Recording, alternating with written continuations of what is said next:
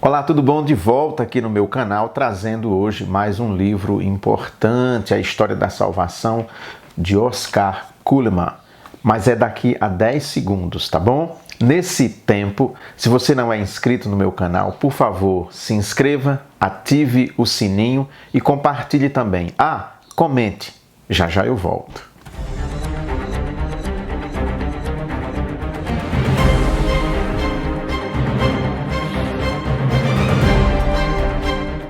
Se soubermos ler a mensagem que a história da salvação nos endereça, compreenderemos que o êxito não depende de nós. Certamente, Deus nos convida a entrar em sua obra. Mas é Ele somente, quem lhe dará o desfecho. Que importa, pois, os êxitos e os fracassos? Se soubermos nos abandonar a Deus, escaparemos à autoconfiança excessiva do fariseu e ao ressentimento do ser humano decepcionado. Em nossa esperança, Deus cumpre seu plano. O detalhe de seus caminhos permanece para nós um mistério, mas estamos persuadidos de ter nossa parte aí. Essa convicção nos enche de força e de confiança. Ela nos torna fiéis e perseverantes.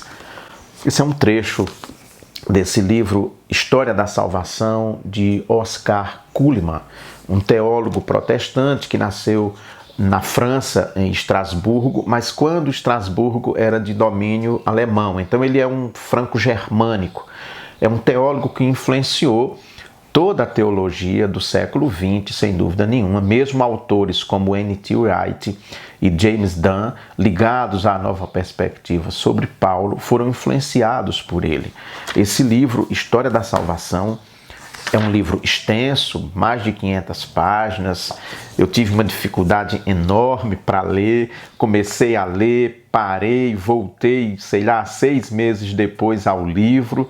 Então, sabe aquela leitura assim que não flui, não caminha, embora o livro seja muito bom e muito interessante, mas eu tive essa dificuldade na leitura, o que não tive nos outros 2 livros dele, que depois eu ainda vou trazer aqui para apresentar a vocês. A primeira parte do livro, A História da Salvação, de Oscar Cullmann, ele trata sobre o problema posto pela história da salvação.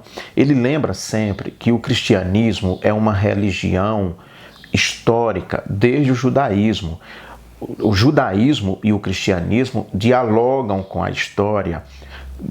O cristianismo e o judaísmo vão manter relação constante com a história e Deus age dentro da história. Basta nos lembrar da libertação dos hebreus do Egito, por exemplo, ou lá do início do Evangelho de Lucas, quando ele situa historicamente o momento do nascimento de Jesus Cristo, dizendo quem governava aqui, ali e acolá. Isso é interessante para você entender que ela é uma religião histórica.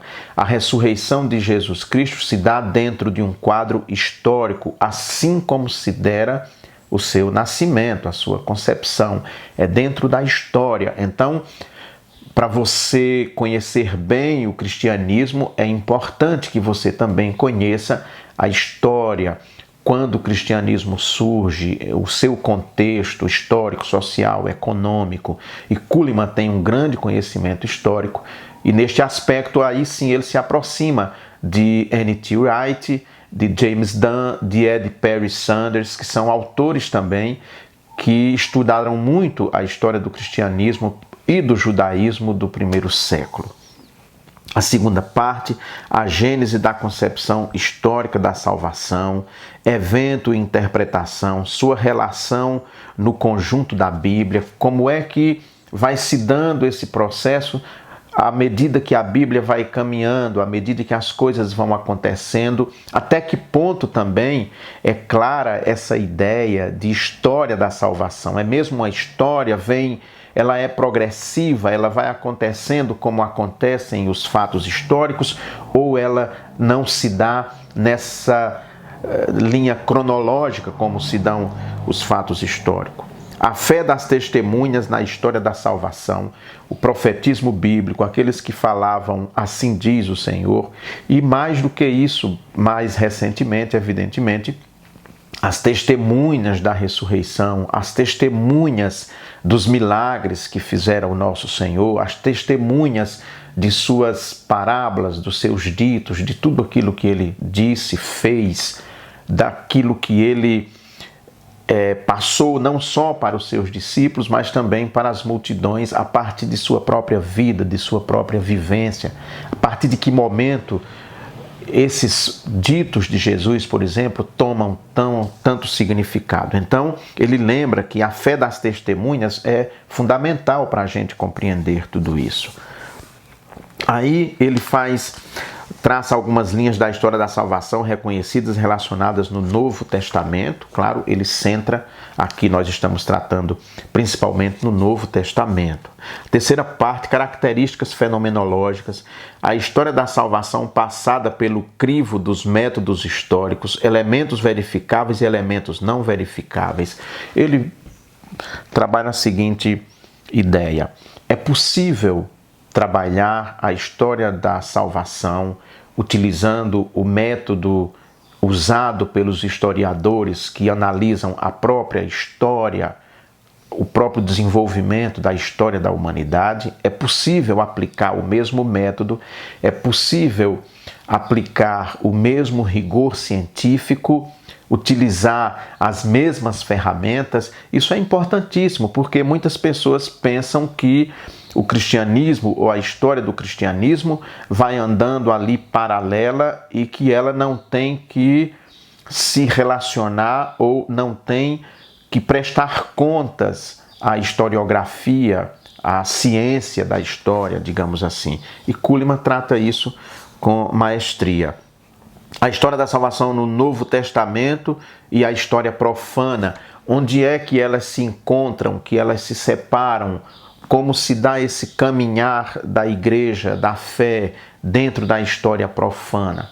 Eu já falei sobre isso logo no começo do vídeo, você deve se recordar que a história da salvação vai se dando dentro desse processo. Lembre-se do Êxodo, lembre-se do período que os judeus ficam no Egito, depois são transportados por Moisés para Canaã. Isso se dá dentro de um processo histórico, encontrando nações, povos tendo que guerrear, a posse da terra em Canaã e depois o cristianismo, principalmente. Basta ver a igreja cristã, a perseguição, a tensão que vai haver em determinado momento entre a igreja cristã e o Império Romano. Basta lembrar que dos apóstolos, somente João não foi morto pelo império, de certa maneira, pelo poder que naquele momento dominava a Palestina do tempo de Jesus. Os principais tipos no Novo Testamento: a história da salvação em germe no pensamento de Jesus, o cristianismo primitivo e a dilatação do tempo intermediário. Sim. Ele trabalha muito aqui essa questão de o que o Senhor Jesus pensava a respeito do fim, ou o que as pessoas contemporâneas dele pensavam a respeito do fim. Para eles, o fim seria algo muito próximo, ou a instauração, a vinda do reino de Deus, a segunda vinda do Senhor Jesus Cristo, seria algo que aquela geração iria presenciar, iria ver? Essa é uma discussão que vai perpassar grande parte do Novo Testamento. Esse é um dos temas, por exemplo, que impulsiona Paulo a escrever sua primeira carta aos Tessalonicenses. E quanto ao fim, ele está próximo mesmo? Quando o Senhor Jesus diz que aqueles acontecimentos se darão antes que aquela geração morra, o que ele queria dizer exatamente com isso? Que isso foi literal? Que o fim seria, ele pensava realmente que o fim seria ainda durante aquela geração e as pessoas que estavam ali em sua companhia viriam esse fim, ou esse fim se daria a partir de sua morte e ressurreição? O que ele quis dizer com esses ditos? Essas são questões que ainda hoje perturbam a exegese bíblica. E Kuhlmann trata dessa questão. Ele vai dialogar muito com um teólogo seu contemporâneo, que é talvez o formulador, né, da teologia liberal, que é Albert Schweitzer. Ele vai questionar muito a questão do liberalismo, da visão que o liberalismo tem a respeito do Senhor Jesus, da ressurreição, dos milagres, enfim. E ele ocupa muito tempo tratando de todas essas questões, de todos esses pontos que são relevantes, né, para o cristianismo, relevantes para a história da salvação. Vai dialogar muito com Bultmann e sua teologia do Novo Testamento. Aliás, é o autor que mais ele questiona, é o autor que mais ele confronta, Bultmann e a escola que se criou em torno de Bultmann, sobre os ditos de Jesus, sobre as ideias que o próprio Senhor teria tido ou a comunidade cristã teria tido. Ele vai questionar muito e dialogar muito com Bultmann. É importante que se conheça o Novo Testamento, a teologia do Novo Testamento de Bultmann, para que a gente possa entender a raiz desse debate que se dá aqui. Mas ele também vai debater com Joaquim Jeremias e outros autores relevantes. Paulo e a história da salvação. Quando ele mostra a questão dos sinóticos, que para os sinóticos não é tão evidente a história da salvação, mas ele vai dizer que entre Paulo e João, o evangelista, vai haver uma confluência muito grande de ideias no que diz respeito à história da salvação propriamente dita. É nesses dois autores do Novo Testamento que ele vê isso de forma mais clara, de forma mais evidente. A quarta parte, perspectiva dogmática e sistemática, limitação e continuidade da história da salvação. A história da salvação como norma para os acontecimentos do presente. A história da salvação e o culto. Esse capítulo é muito importante, porque ele vai trabalhar a questão dos sacramentos. Já um pouco antes ele começa a trabalhar os sacramentos, mas aqui nesse momento ele vai aprofundar mais ainda o assunto e mostrar a relação íntima que existe entre a história da salvação e o culto cristão propriamente dito, assim como é concebido pela igreja primitiva e pela igreja pós aquele primeiro período. A história da salvação, fé e exegese, a história da salvação e a ética. Ou seja, esse livro dialoga com vários conceitos, com vários conhecimentos.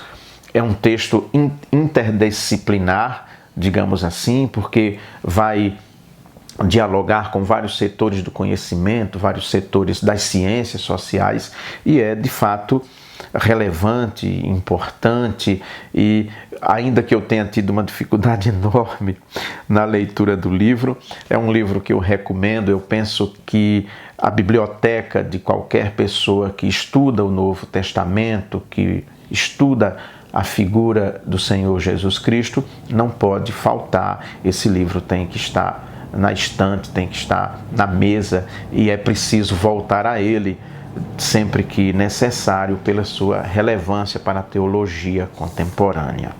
É isso aí, História da Salvação, Oscar Cullmann. Se você ficou até agora, mas ainda não é inscrito no meu canal, por favor, se inscreva, ative o sininho, dê um joinha e a gente se vê. Bye, bye, tchau, tchau.